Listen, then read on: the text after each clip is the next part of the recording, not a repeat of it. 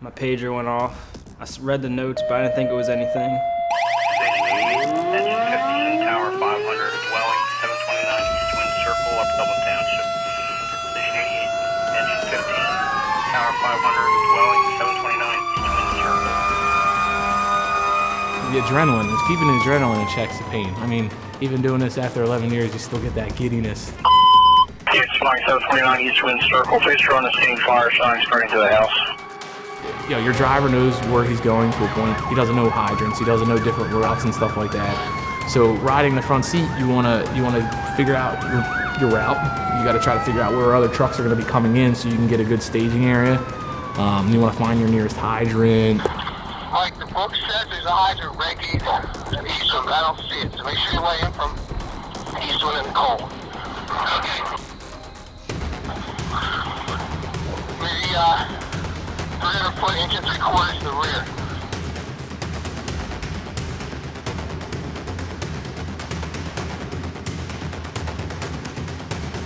Everybody sees it as let's play with the wee-woos and all that stuff and talk on the radio, but it really doesn't come, it's really not that. Yeah, you get to play with sirens and stuff, but a lot of it is stuff's running through your brain.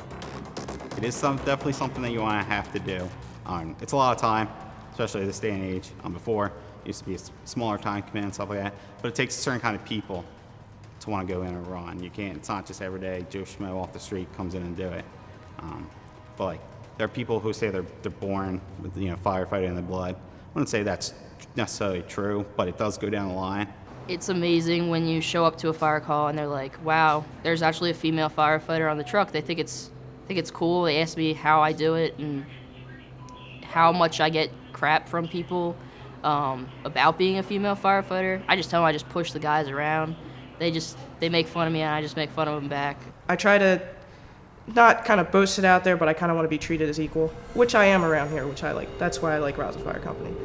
Some people try to be like, oh, well, you're trying to be tougher than everybody else. I'm not. It's tough. I mean, my girlfriend really doesn't like that I do this because it takes a lot of time away from it, but she understands and accepts that what I do is what I love to do and help other people.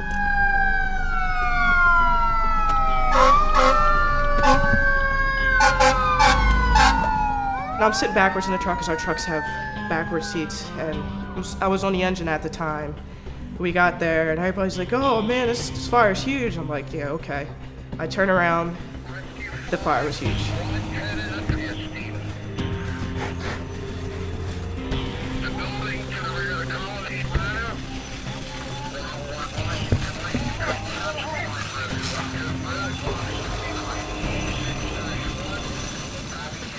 You trust who you're with, be able to know where we're at. Your training kicks in. Everything we practice, it helps in a situation like that. I think the common misconception is that we're paid and we're here as volunteers. We're volunteering our own time to train, our own time to go to fire calls. They all hear about these paid fire departments that are here 24/7 doing all that fun stuff. We sit around the firehouse a lot and do nothing because we don't get fires. And a lot of people think when we go out, it's usually a fire. We rarely go to fires in Flourtown. We're at 358 calls still. I think we're at one for the year, one working fire for the year. Flourtown Pizza was in January. I forget the exact date, but it was, somebody told me it got down to 10 degrees that evening. I was actually laying on my couch watching the Eagles game, and we went out for a building fire, smoke in the area of 1666 Bethlehem Pike. Springfield Township, 1664 Bethlehem Pike for a building. And we just received another call for a lot of smoke at 1666 Bethlehem. We're going to start your confirm. It was 3-company response right from the get-go. Kind of looked around a little bit, opened the door, and it was full of black smoke. We got there and there was smoke just coming out the windows. We aren't really sure where the fire was at first, so we were able to get in there and start to get a knock, and we had to evacuate the building.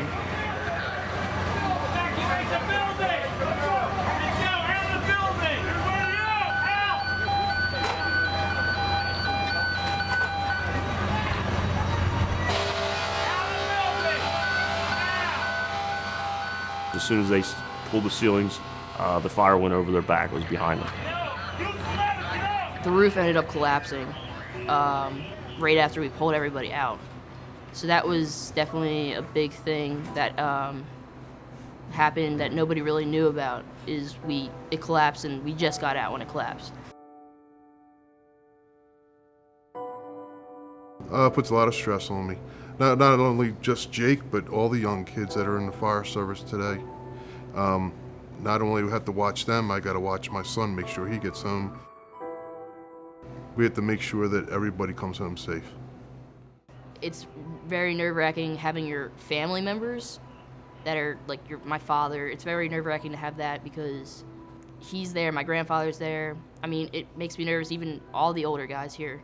They're basically my dads, my brothers. We're all very close, so it makes me nervous. I don't want anybody getting hurt.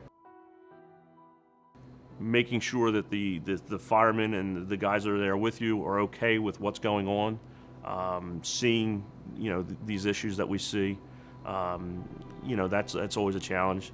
And I'm sure for everybody the huge challenge we have is when a child is involved. That's one of the biggest things that we've that my mind goes back to every once in a while is we had a vehicle accident and a child was killed. And you do the best you can, and that you were there to do the best thing you could, and you just have to, people deal with it differently. The county does have a crisis intervention team that we've brought in here a couple times because people were having a hard time with stuff that they saw and did. Something that stuck in my mind forever was the loss of one of our firefighters in the line of duty, Frank Wood, who also was a Springfield police officer.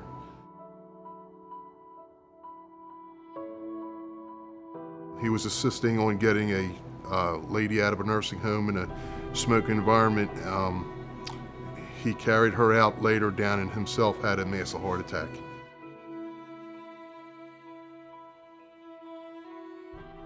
That was a line of duty death. That's probably the most memorable time I've had here. It was upsetting. We had a lot of people, not a lot, we've had a few people that had to leave, but some came back just to get over it. But that was one of the things that I remember, and I'll always remember for the rest of my life.